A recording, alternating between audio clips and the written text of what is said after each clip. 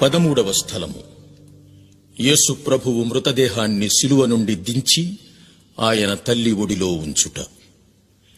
యేసుక్రీస్తువా, మిమ్మారాధించి మీకు స్తోత్రము చేయుచున్నాము.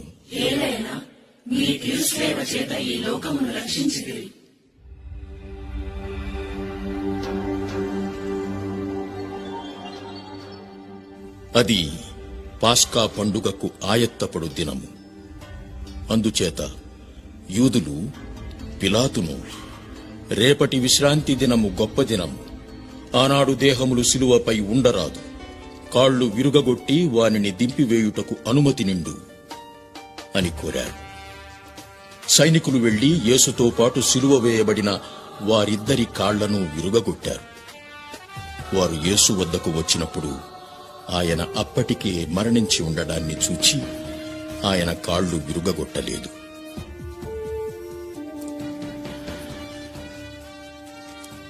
యూదుల పట్టణమగు అరిమత్తయి నివాసి అయిన యోసేపు అను ఒకడుండెను. అతడు నీతిమంతుడు, ప్రజల ఆలోచనలకు వారి క్రియలకు సమ్మతింపనివాడు, దేవరాజ్యానికై నిరీక్షిస్తూ ఉన్నవాడు. అతడు పిలాతు వద్దకు వెళ్లి అనుమతి పొంది యేసుని దేహాన్ని శిలువ నుండి దింపి ఆయన తల్లి ఒడిలో ఉంచాడు.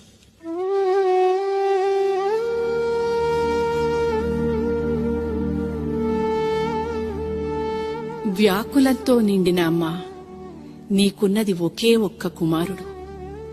ఆయన మృతదేహాన్ని ఒడిలో ఉంచుకుని మూగదైన భాషలో వీడుకోలు చెప్పవలసి వచ్చిందే. అప్పుడు నీవు అనుభవించిన దుఃఖం ఎవరికి వర్ణింపసాధ్యం? బాలయేసుని నీ స్వంత హస్తాలతో లాలించిన నాటి నుండి కల్వరి కొండ వరకు జరిగిన సంఘటనలన్నీ ఒక్కొక్కటి నీ మనసులోకొచ్చుంటాయి కదా. ప్రభువు నన్ను నీ కుమారునిగా చేశాడు. నేను పూర్ణ ఆత్మతో నిన్ను తల్లిగా స్వీకరిస్తున్నాను. నాకు లోకం అంటే భయం అనిపించినప్పుడు తల్లి అయిన నీ ఒడిలో దాగి ఉండే అవకాశం దయచేయి. నీవు నా కష్టకాలంలో తప్పక తోడుంటావని విశ్వసిస్తున్నాను. తల్లికి తగిన పుత్రునిగా జీవిస్తాను. ఈ విధంగానైనా నేను చేసిన పాపాలకు ప్రాయశ్చిత్తం చేసుకుంటాను. ఆమేన్.